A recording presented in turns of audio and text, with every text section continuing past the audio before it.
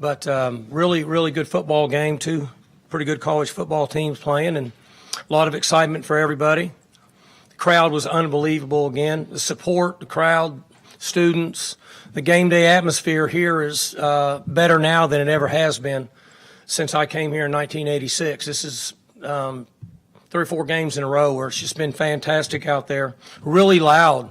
In the fourth quarter when the defense is on the field, they're loud. Paddle people are working, and it looks good. Very impressed with the support of the people.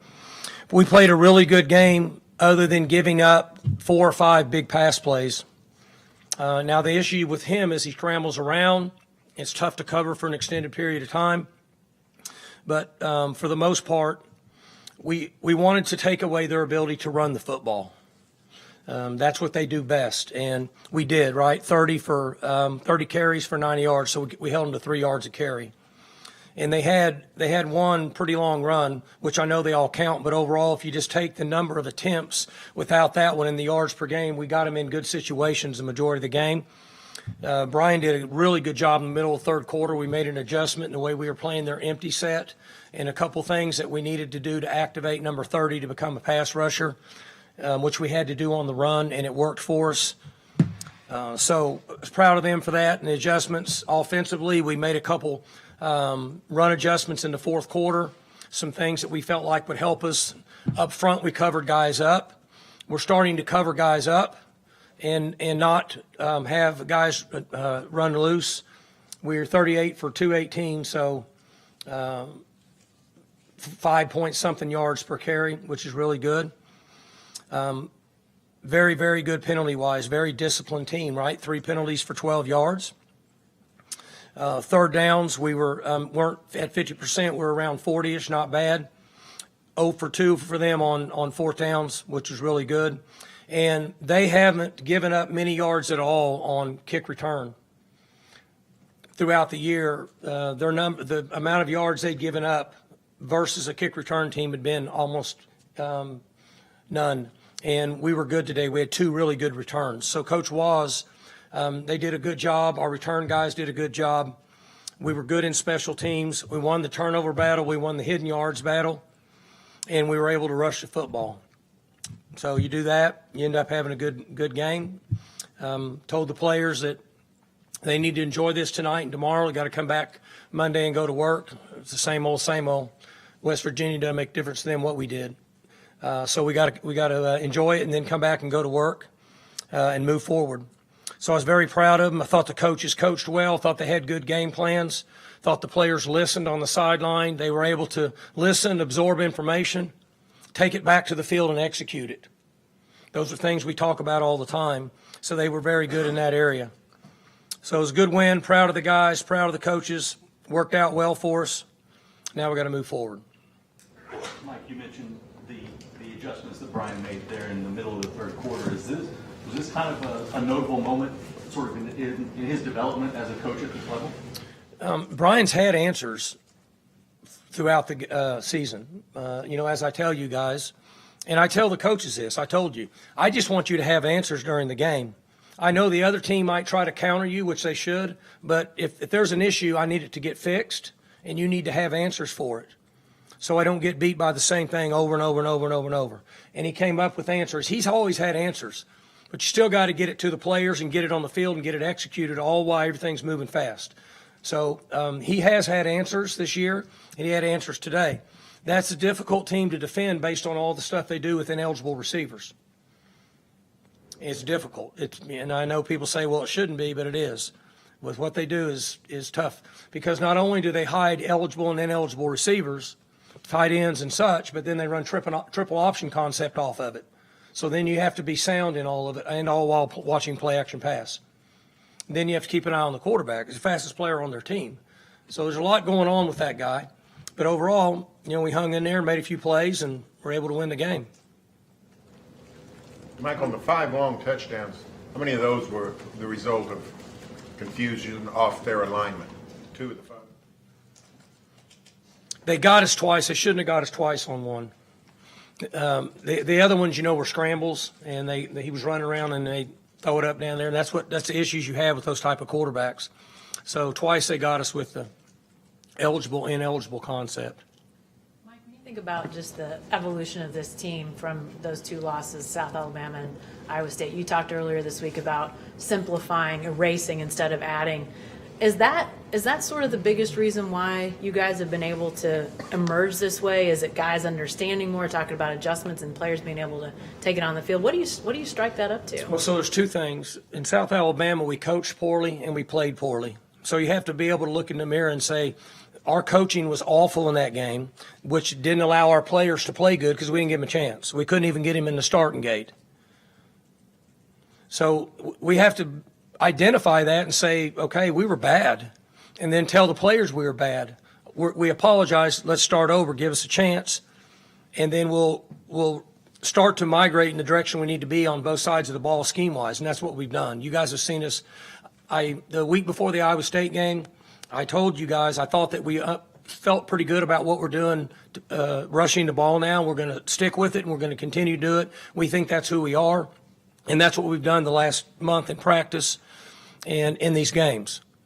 So I think it's just a matter of looking and not pointing the finger and just saying, hey, we were awful, didn't give the players a chance. Let's figure out a way to give them a chance and move forward. Mike, some of your rushing identity, was that identifying what exactly you can get out of Ollie? Because it seems like you're pushing him more and more each week. Well, again, one thing that you guys have asked me that question for 3 weeks, and I told you that the backs will rotate, but if a back gets hot, he's going to get the ball. Fortunately, Ollie's 218 pounds, and he's strong. So when he gets going, it doesn't affect him as much as it can a young guy or little guy, normal-sized guy. So when he's hot, we got to pound him and let him go. And he's getting emotionally driven, but he's not out of control. Last year, he used to get emotionally driven, and he was out of control. You have to play with energy and enthusiasm, but if you play out of control, you're not helping anybody because you can't think. And he's not doing that this year. And the line is feeding off of him. But the last 3 games we've played, we're covering guys up and blocking guys. See, we sacked him 4 times today. I counted them in my brain. I don't know what the sheet says. 4 times. We sacked him 4 times. I don't think anybody else has even got close to sacking those guys, their quarterbacks, 4 times in one game. And that's not easy to do. So with the running game downhill, if Ollie's rolling, we got to jump on his back. And then it was good because he got tired at the end there, and we put 3 in, and he made some plays for us, and we had a little bit of a scat back approach. What about Ollie through the air? What did you guys identify there that he was so successful through the air today? We caught the screen to start the game, probably I think that was a 40-something yarder. And then there were some things that we had with him in the middle of the field based on what they were doing. They played a lot of high safety, deep safety against us, and you noticed we couldn't get by him. We could not throw the ball down the field. But we could rush for over 200 yards, and we could dump the ball off underneath. And that's what we had to do. And so he becomes a viable candidate for that when teams are playing more back spread and deep, trying to contain big plays. Mike, you had a lot of big decisions to make on 4th down today in the third quarter, 4th and 2 from their 9, you kick it, and then in the 4th and 4, you kick it. What kind of went into those decisions? Well, I mean, it's too complicated to go over. I mean, seriously, but when you make decisions like that, you got to know who you're playing, what their strengths are, who you are, what your strengths are, what's the situation. You can't just think about a field goal or not a field goal in that possession. You got to see how many points does it put me up. Okay, am I going to go up to where the next score I go ahead, or if I go for it now, I don't get a chance to kick a field goal and go ahead, because the crowd always wants us to go for it. I get it. But the point being is you have to have a good reason, in my opinion, to go for it, not just to go for it. And that's based on what the score is and then what could happen if they score or don't score if we hold them to a field goal. So there's a lot of different things to think of. The one before we got down there going this way, we could have kicked a field goal. I mean, we can kick a 60-yarder. But then you have to be willing to say if you don't make it, which the percentages of making a 60-yarder are less than 12%, but we have guys that can do that. But do you want to give them the ball on the 43-yard line going that way. So there's a lot of things that are involved in it. I mean, I don't know. I got almost 20 years of doing it, so today we made the right decisions. The last one was another big decision to go up 7 there. What can you go into that one as well? Yeah, so you take a chance on something getting messed up, and then they can pick it up, right, and run, and that's an issue. Or they can reduce the field, because at that point they don't have any timeouts. So the clock obviously is our friend. His ability to run concerned me a little bit with just running the ball again on 4th down and giving it to him on the 30-ish, wherever that was. Because now, if you cover down, you have to be in a sync coverage. If you cover down and he takes off and runs the ball, he might run for 40 yards. His ability to pull the ball down and run and take off is what you were faced when you played Caleb Williams. I mean, I'm just saying that's the same thought process. He might take off and run for 40 yards because he runs 4.3 something and he's hard to catch. So, and we weren't very good in PAT field goal protection a game ago for one of the first times in my career, and I was very upset about that. And in a nice way, told them they need to clean that shit up fast, and they did. And I felt better about it at the end of the game. If that would have gone on last week, I wouldn't have kicked it. I would have went for it on 4th down. So you see what I'm saying? There's a lot of things that have to go on. And fortunately, it just ended up being the right decisions today. Mike, that first one that Joe mentioned, the 4th and 2, where you kicked the field goal, at that point in the game, you hadn't stopped them at all. That's right. After that, you stopped them the rest of the game. Did you know you were about to stop them, or did you have a good idea you were about to stop them? Not really. I didn't want to lose momentum.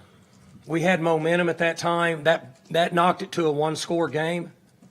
I didn't want to lose momentum. We had the crowd on our side. That reduced the game to a 1-score game. And I just felt like if we could do that, then we might be able to force him to make a mistake playing on the road. If we were on the road, I probably would have went for it because we didn't have any advantage with the home crowd. When Ollie's having a rushing game is your offensive line kind of feeding on that? Mm-hmm. Does that get them? Yeah, that's what we said a second ago. We were talking about that, but so our offensive line is playing much better now than we did a month ago, and we're not getting negative yardage plays for the most part. And Ollie's staying on the chains and running downhill, not dancing, which is what he needs to do. So now we're working in sync. And that's why we look better. What did you tell you guys at halftime? Because you came out so hot offensively, and you felt like I'm sure you should have had the lead, but you didn't. What did you tell you guys at halftime? I asked them to listen to the adjustments. The halftime adjustments were good, not great, the way it panned out. The 4th quarter adjustments were great. So I asked them to listen to the adjustments and please play with energy, enthusiasm, and effort. And then no matter what, when we watch the tape on Monday, you need to be able to sit and watch the video, and your peers and your teammates are next to you, and you know they're not cutting their eyes at you because you didn't play your ass off. That's all I ask. The rest of it, if you make a mistake, I can live with it. But I don't want anybody cutting their eyes at you because you didn't play hard. That's all I asked them to do. You guys seem to come out of the halftime locker room later than usual. Less than a minute left on the clock when everybody came out. Yeah, Was we're that trying to because you coach as spent much as we can. You spent more adjustments than usual? My talk to them was 37 seconds. That's all it took me to say what I just said. And I'm just letting them coach. There was a lot of adjustments going on. Again, I'm going to give Coach a lot of credit, and they're smart football coaches. The head coach and those 2 coordinators know what they're doing. They've been together since 2007. And we have to coach a lot to try to cover up for some of the stuff they're doing on offense. It causes us a lot of problems and a lot of adjustments. So we need it every second. You mentioned I get 2 of them. They're my buddies. You mentioned moving Colin to be a more pass rusher late. What sort of talk me through just his impact on this game? I mean, he had obviously the fumble forced. He breaks up the pass at the end, sacks. I mean, just the way he affected things today. So, I mean, you guys are sitting up there watching it. He's more of a force when he's close to the line. He can walk around as a linebacker, do different things. and he's very good at what he does when he's attacking the quarterback. Now, we're a majority of an odd front team, so there's some different things that he does, but we can trigger him when we want, as you saw, and we can do it different ways. And that was one of the biggest adjustments. We had to kind of finagle something and change it and just say, look, we'll run this defense and this coverage. Go. Just let him go. And I think that was a smart move. Go ahead. You got one more. Well, all right. I was going to ask about Colin, but the extra points, you guys kind of put Kansas in some weird spots there. What did you see there to kind of mess with them in that? Because that proved beneficial with. So the two of those were caused by us, and I think one or two of those were caused self-inflicted by themselves. So they got in the right gaps. They were activated. They're getting pushed, bringing some edge. And then I think a couple of those were snaps on their own. But if you can just steal one of those a game, you can go back and do the math in your brain, and you see what happens. Because we stole a couple of those, it changed the score of the game, and it changed the end of what happened, right? So we went up 7, and if the game would have played out the way it normally does with extra points and such, we would have been up only 4, right? So that's why those are such a big deal, because it offsets it, and they had to go for 2 one time. So it might have been more than that. Could have very well been 6. Thanks, Coach. Good? All right, thanks, guys. Daniels, Brendan Presley, I think